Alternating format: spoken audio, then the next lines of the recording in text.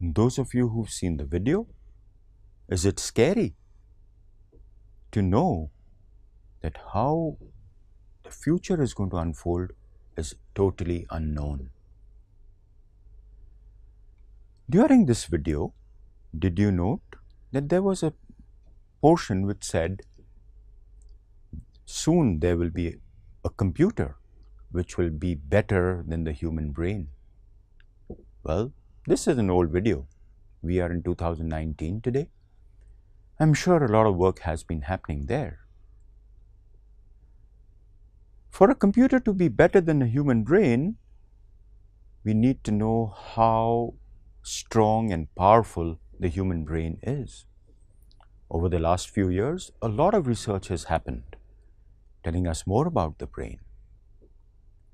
But yes, we are using a very small part of it. Would any of us like to take a guess on what is the current usage of the human brain in terms of potential, percentage-wise? Would you like to take a guess? Think about it.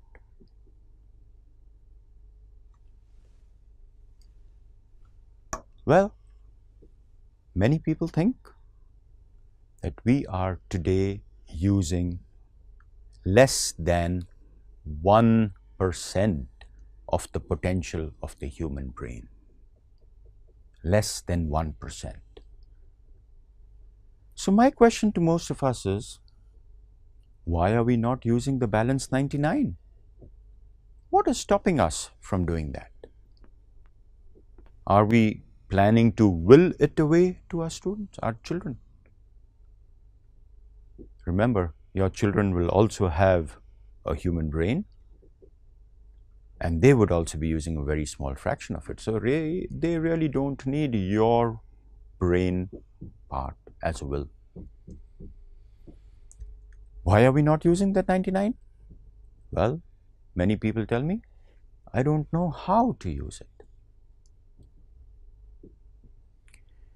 It is something like you're living in a hostel room, for example, and there are 100 beds, but we are using just one bed. And using less than 1%, our brain faces a lot of problems. Our brain is really a very powerful organ, but it comes with its own set of problems. I'm going to flash in front of you few of the highlighted problems from across the world. Find out if you can identify with some of them.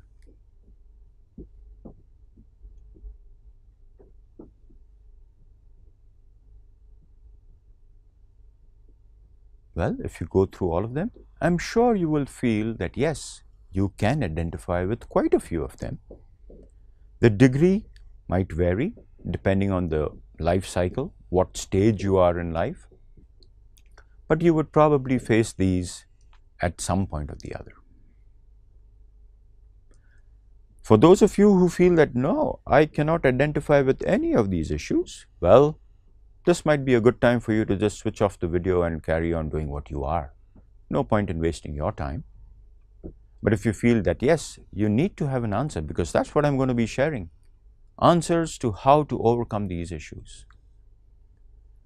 But if you feel that, well, you have something more important to do and you are too busy to hear us out and you would prefer to carry on working and studying the way you are used to doing, well, there must be an off button somewhere on your device which you can access right now.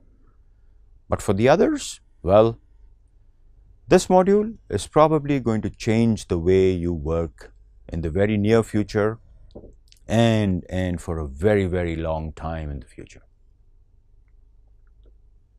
Hi, I am from the Buzan Center, Pune, India. And here we are talking about how we could train the brain. I am Manish Johari. Well, I have got some good education. I'm an engineer and an MBA. I run my own industry here in Pune, advisor to a few of them. But the role that I am here to talk to you about is my role as a CEO of the Busan Center, Pune. I also look after the Thinking Schools International India and a new venture called Awaken the Genius, which is actually the e-learning portal which will help you resolve some of the issues that you face with the brain. I do have quite a few hobbies: reading and driving and playing a number of games. That's a short little CV that I have for you. Is it different than the ones that you are used to seeing, or different than the one that you have made for yourself? Sure, it is, I'm sure. Is this interesting to look at? Well, it is different, definitely. The Busan Center, Pune, well, we've been associated with the Busan Group since almost 2 decades now. We have been invited by the Smart India Hackathon team for the Digital Solution Training Program, which is part of, you are pretty well aware of, the MHRD and the Innovation Cell along with the AICTE guys. But I would be sharing my journey about the human brain, about how we could face the issues that we have, how could we face and overcome the challenges that we face every day. But for you to implement the tools and techniques that I would refer to would require a much longer time, which I may not be able to do justice during this time. So we have our e-learning portal called awakenthegenius.org, where you will find the tools and techniques for you to implement and hence resolve many of the issues that you've just seen. So are we ready to go on this journey? Let's start. Let me give you a short overview about how this whole thing will work. I will be talking a little bit about myself, about the Busan Center and my role in the Awaken the Genius. Then we will be talking about the different sectors that we all come across every day and how our education sector impacts us all. Then we talk about the importance of learning and, more importantly, self-learning. Once that is done, then we should have a plan for the future. How should we take this knowledge ahead? How could we score better? How could we excel in whatever we do? Yep, ready for this? Let's start. The telecom sector. Some of us must have seen these kind of phones. I'm assuming that you kids today, children, students, would probably see this in a museum. But your parents and grandparents grew up with these phones. Students today are more comfortable with this kind of a smartphone. And you know what? The telecom sector has come a very, very long way. Telecom sector, the telephones today do much more than making just a phone call. They take photos, so you don't need another camera. They play music, you don't need the radio or the other devices like CD players or whatever. When you're driving, you don't even need a map, a paper map. It's there on your maps. That one device has changed the way we live. You can watch videos, music, whatever you need. That is the huge change that we have seen in the telecom sector. What about the transportation industry? Your grandparents probably would be able to tell you that there were bullock carts and horse carts when they were growing up.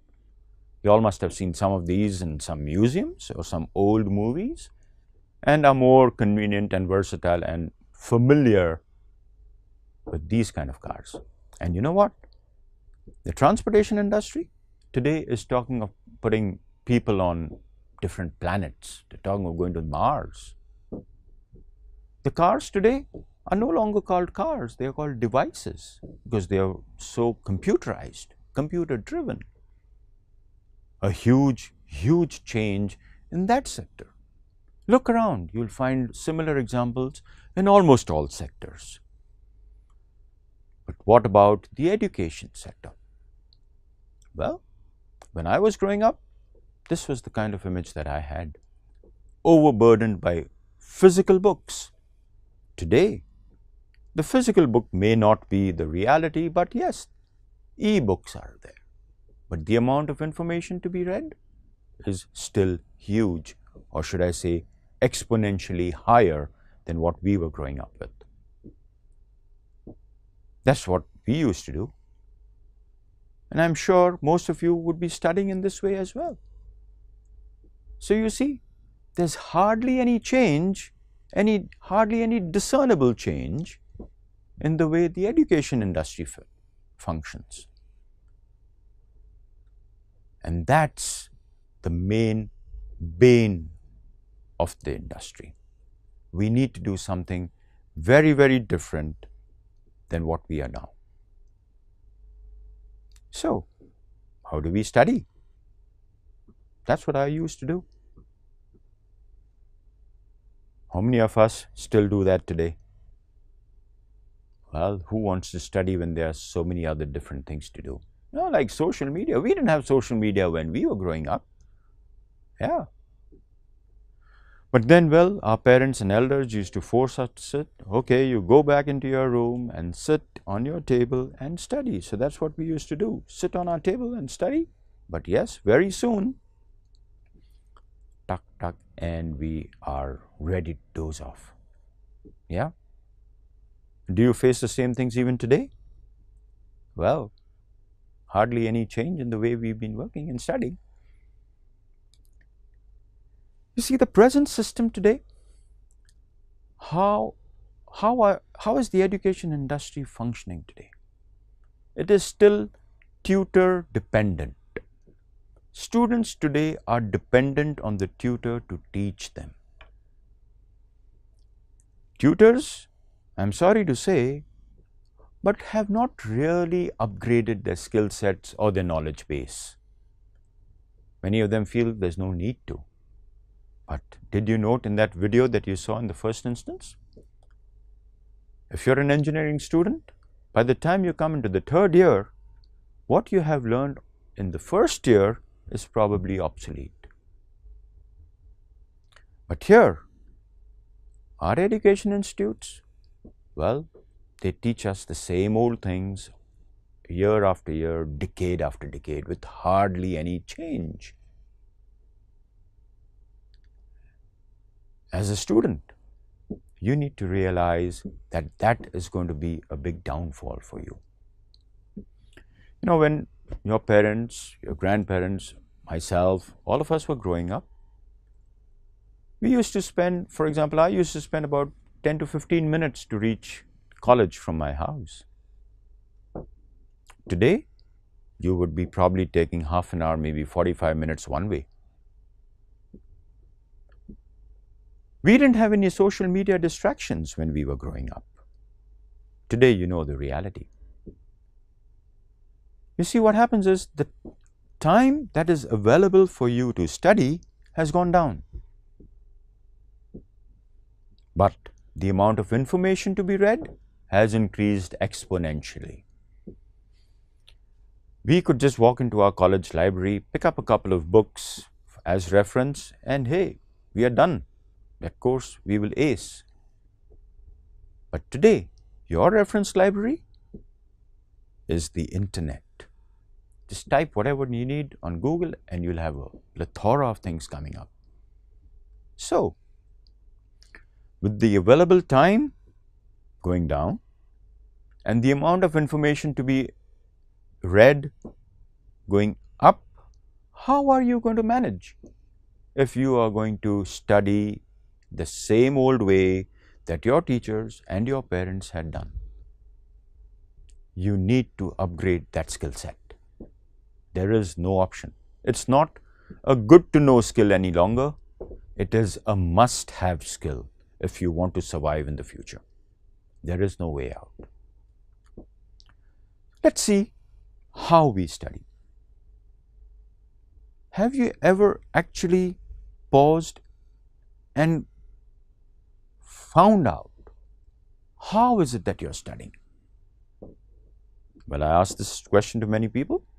They say, oh, well, we just read the books, we try to mug up the things, and most of them do it maybe just the night before the exams.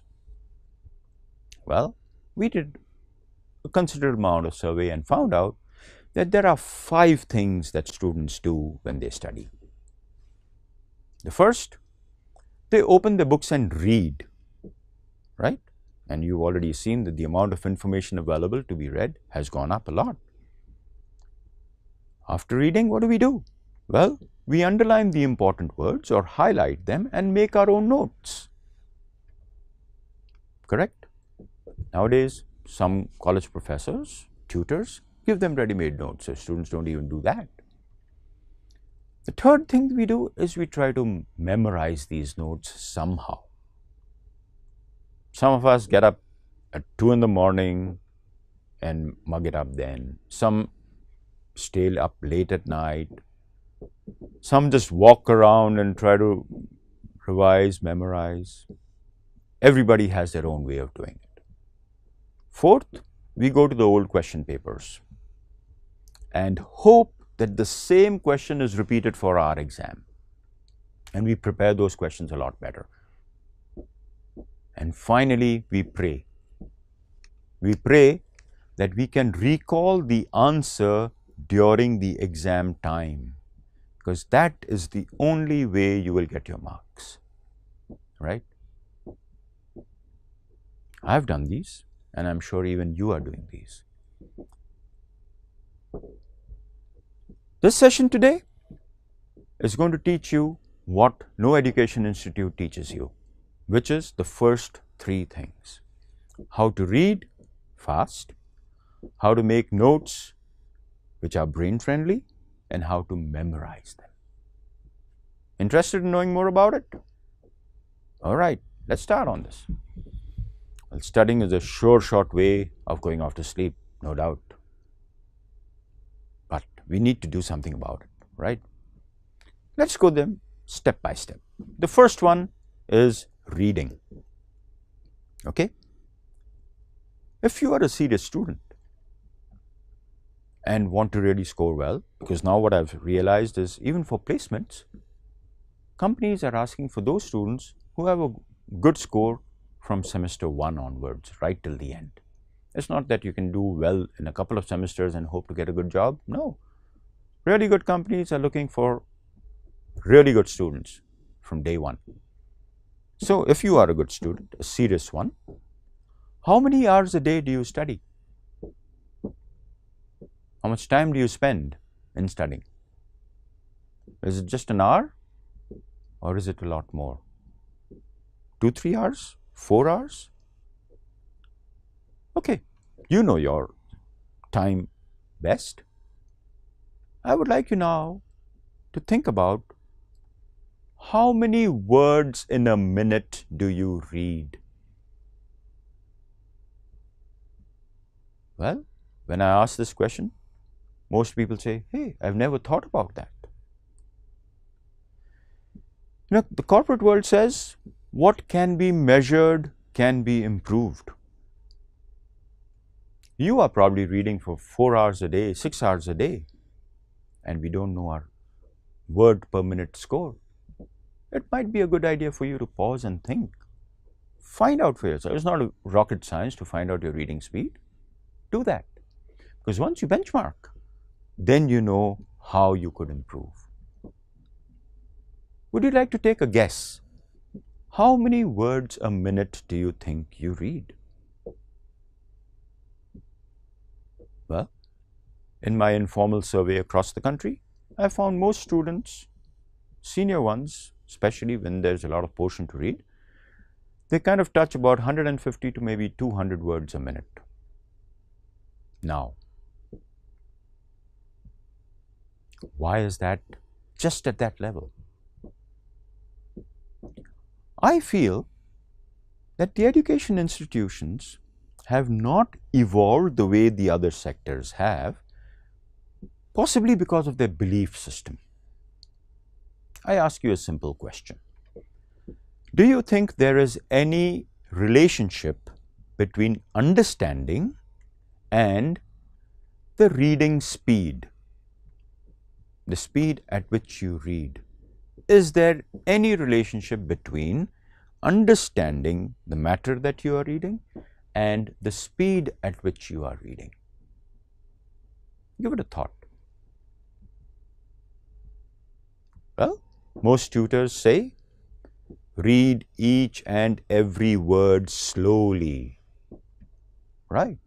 Okay. I ask you a very simple question. Other than your regular course and textbooks, do you read some novels, some storybooks? Yes, I'm sure you must have. Do you read these storybooks slowly or do you read them fast? Well, faster than textbooks, definitely. All right. While reading fast, are you able to follow the plot of the story? Yes. Are you able to know exactly what the hero or the heroine or the villain or whoever is doing? You're able to follow everything? Yes. And if a friend asks you, what did you read in that book? Tell me a little bit about it. I'm sure you would be able to even communicate with them. So, even while you are reading fast, if you are able to follow the plot and comprehend it, then why do you have to read slow while reading your textbook?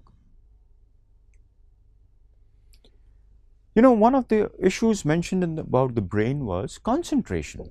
I hear that a lot from educators, from parents, from students, saying that I don't have a good enough concentration span. So I was having a chat with one of my professors, and I asked them, what are your views on speed reading? How do I read fast? They say, first you need to improve your concentration and then you can read fast. Okay. So my next question to them was, well, sir, how do I increase my concentration? Well, they didn't have a very definitive answer for that. My take on this subject is, when I read fast, I concentrate better. Hear me again. When we read fast, our brain concentrates better.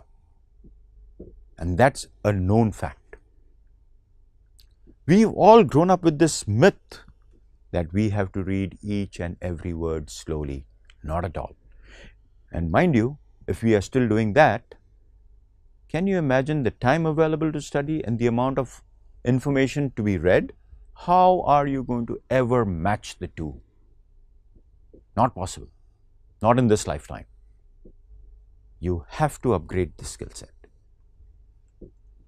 So Swayam wants you to start on your own. Along with awakenthegenius.org, we are giving you this skill set, at least making you aware that there needs to be done. Something needs to be done to overcome this. The first thing we do, speed reading with comprehension. It's very important, yes. But the faster you read, the better for concentration, the better for comprehension. My wife and co-facilitator, Jas Johari, is the world speed reading champion. This championship is held in a very interesting way, where they are tested not only for speed, but also for comprehension, to determine their effective reading speeds. When she was the competitor, well, she read the fastest and her comprehension levels were 97.5%, which was a world record again in terms of comprehension. It's a learnable skill. Just like driving a car is a learnable skill, you too can learn how to read fast. Just imagine, you're studying for 6 hours a day. You're reading at 100 or 200 words a minute. Okay. How much time will you save if you are able to simply double your reading speed with comprehension? Will it make a difference to your life? Of course. This video is when Jess was awarded the gold medal. You can hear her now. To you, Tony, because you introduced me to speed reading and the wonders of speed reading, really. And it's a skill, I agree with everybody, it's a skill which needs to be taught to everyone, young, adult, everybody, because it's a life skill. And with all the information around us, if we keep reading at the speeds that we are used to reading, I'm afraid a lot of information would never make it to us. So I think speed reading is very, very essential and very, very important life skill. And yeah, so thank you, Tony. Thank you for introducing me to this wonderful mind spot years ago. And I'm so very grateful that I came across it. So thank you very much. Then Jazz, let me just show what you did during the speed reading championships.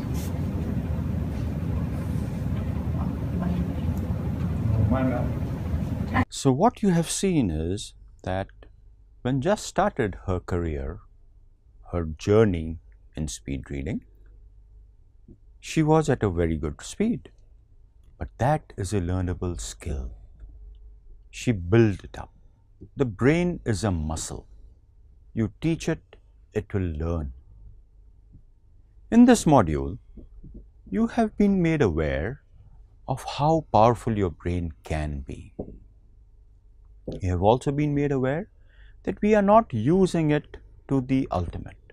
It is something like using a supercomputer to probably play solitaire. It's not doing justice. The same way with the human brain. We urge you to look into it a lot more seriously. The brain is the start of every activity. Learn how to use it better and change your life. In this module, we introduce you to just the first part, reading. In the next one, we will be covering note making and the memory aspect, including mind maps. These two modules combined will change the way you work. We would like you to look at this one and then view the second one as well. All right, see you at the other side in a while.